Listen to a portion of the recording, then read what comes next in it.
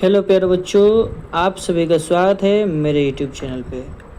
अब आप लोग का एग्ज़ाम की बात की जाए तो एग्ज़ाम अब धीरे धीरे आप लोग का नज़दीक आ रहा है और एग्ज़ाम के दृष्टिकोण से मैं आपको 8 चैप्टर कंप्लीट करा रहा हूँ और उसमें से जो आपको एग्ज़ाम में पूछने की चांस और पूछा हुआ है वही मैं आपको टॉपिक कंप्लीट करा रहा हूँ। ठीक है, तो आज मैं लेकर आया हूँ गोनेरिया और सिफिलिस, ये दो बीमारी के बारे में हम लोग देखेंगे। ठीक है, जो बैक्टीरिया से होता है। ठीक है, तो चलिए हम लोग ज़्यादा टाइम नहीं लेते, अपने वीडियो को स्टार्ट करते हैं। तो सबसे पहले अगर बात की जाए तो मेरा यूट्यूब चैनल है बायोलॉजी विद बबलू सर। तो आप जो भी अभी तक मेरे यूट्यूब चैनल को सब्सक्राइब नहीं किए हैं, आप मेरे यूट्यूब चैनल को सब्सक्राइब कर लीजिए। ठीक है, तो चलिए देखते हैं पहला गोनेरिया के बारे में, जिसको हिंदी में सुजाक कहते हैं। ठीक है, तो सबसे पहले लिखे हुए हैं कि यह एक प्रकार का कम्युनिकेबल डिजीज होता है, यानी सीधी से शब्दों में बात की जाए तो यह एक प्रकार का संक्रामक रोग होता है जो नाइसेरिया गोनेरिया के कारण होता है। और ये किसके कारण होता है जी? नाइसेरिया गोनेरिया के कारण होता है। तो आपके ऑब्जेक्टिव में पूछा जा सकता है कि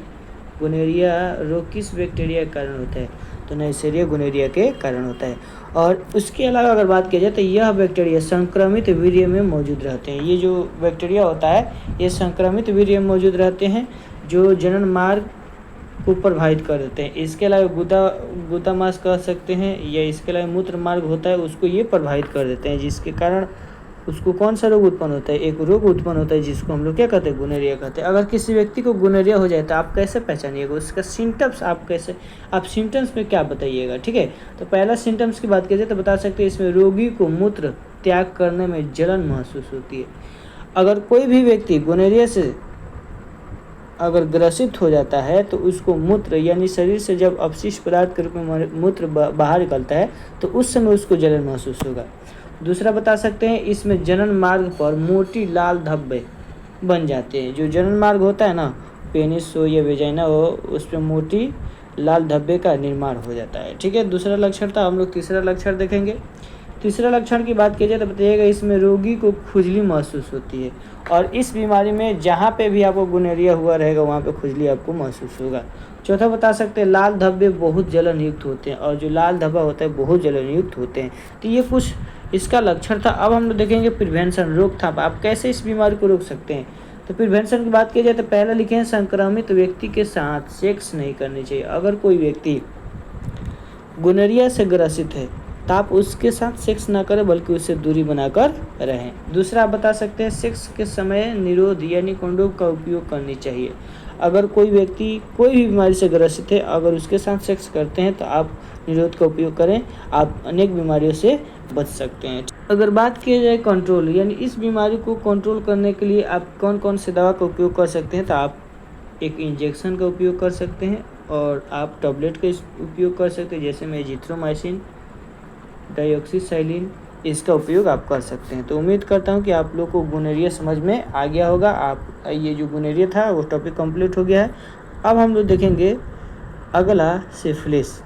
सिफिलिस बीमारी की बात की जाए तो बताइएगा यह एक प्रकार का कम्युनिकेबल डिजीज होता है। ये भी क्या है जी? एक प्रकार का संक्रामक रोग होता है जो ट्राइपनोमा पैलिडम नामक बैक्टीरिया के कारण होता है। किसके कारण होता है जी? ट्राइपनोमा पैलिडम नामक बैक्टीरिया के कारण होता है।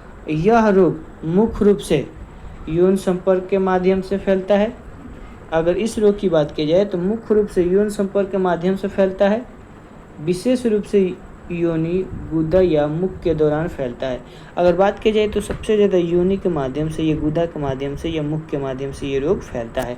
अगर किसी व्यक्ति को सिफिलिस नामक बीमारी हो जाता है तो उसका लक्षण क्या होता है? तो लक्षण इसमें बताइएगा इसमें रोगी के सिर में दर्द रहता है। दूसरा, मस्तिष्क और रीढ़ की हड्डी को प्रभावित कर देता है। तीसरा, गर्दन में दर्द रहता है।